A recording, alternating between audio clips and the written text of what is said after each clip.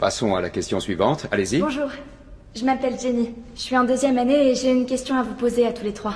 Pouvez-vous nous dire en une phrase ou moins pourquoi... Vous comprenez ce que je veux dire. Vous pouvez nous dire pourquoi les États-Unis sont le plus grand pays du monde? L'égalité des chances et la diversité. Lewis? La liberté et la liberté. Alors faisons en sorte que ça dure. Will?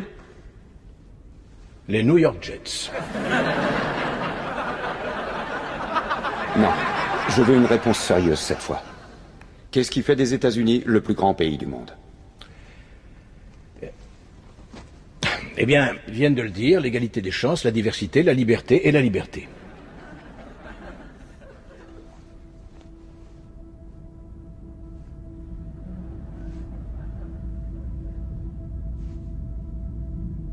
Je ne vous laisserai pas reprendre votre avion tant que vous n'aurez pas répondu.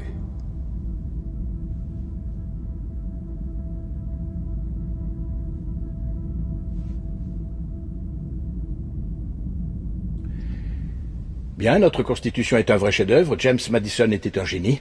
La Déclaration d'indépendance est selon moi l'œuvre la plus importante de notre histoire. Vous n'avez pas l'air satisfait.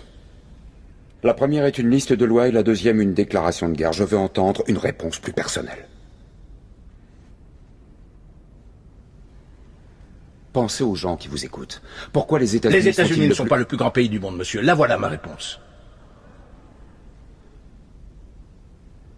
Vous êtes en train de... Oui.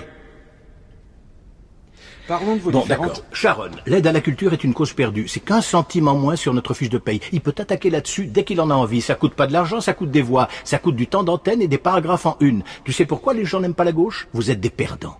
Si vous êtes si malin, comment ça se fait que vous perdez comme des cons à toutes les élections? Et puis toi, comment tu fais pour garder ton sérieux en disant à des étudiants que notre pays est tellement exceptionnel et merveilleux que nous sommes le seul peuple dans le monde à connaître la liberté? Le Canada est un pays libre, le Japon est un pays libre. L'Angleterre, la France, l'Italie, l'Allemagne, l'Espagne, l'Australie et la Belgique sont des pays libres. Parmi les 207 États souverains qu'il y a dans le monde, 180 d'entre eux sont des pays libres. Enchaînons. Et toi, la fille à papa, écoute, juste au cas où tu t'aventurerais accidentellement dans un bureau de vote, il y a certaines choses qu'il vaut mieux que tu comprennes. Par exemple, qu'il n'y a absolument aucune preuve qui atteste que les États-Unis sont le plus grand pays du monde. Nous sommes 7e en ce qui concerne le taux d'alphabétisation, 27e en maths, 22e en sciences, 49e en espérance de vie, 178e en mortalité infantile, 4e en force de travail, 3e en revenu médian des ménages et 4e en exportation. Nous sommes premiers dans seulement 3 catégories. La proportion de citoyens incarcérés par habitant, le nombre d'adultes qui croient que les anges existent et les dépenses militaires qui sont plus élevées que celles des 26 pays suivants cumulés, dont 25 sont nos alliés. Alors bien sûr, rien de tout ça n'est la faute d'une jeune étudiante en journalisme. Mais ça montre malgré tout de manière flagrante que tu fais partie de la pire génération qui a jamais vu le jour dans toute l'histoire de ce pays.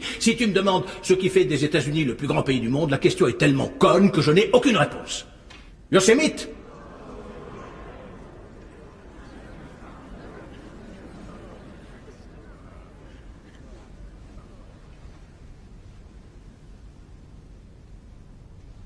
On l'a été autrefois.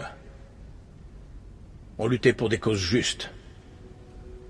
On a voté des lois pour défendre nos valeurs.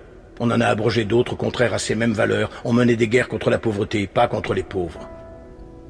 On n'hésitait pas à se sacrifier et à épauler nos voisins. On joignait le geste à la parole et on ne se montrait jamais orgueilleux. On a bâti de grandes et belles choses, inventé des technologies que personne n'aurait cru concevables. On a exploré l'univers, guéri des maladies incurables, donné naissance aux plus grands artistes et à la plus grande puissance économique du monde. Notre ambition nous donnait des ailes. On agissait en homme et on cultivait notre intelligence. On ne rabaissait pas celle des autres de peur de nous sentir inférieurs. On n'était pas défini par la personne pour qui on avait voté aux élections précédentes, mais on n'avait pas aussi peur.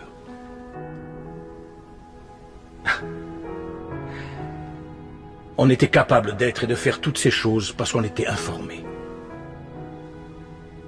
Par de grands hommes, des hommes respectés.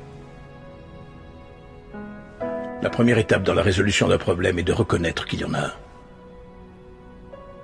Qu'on le veuille ou non, les États-Unis ne sont plus le plus grand pays du monde.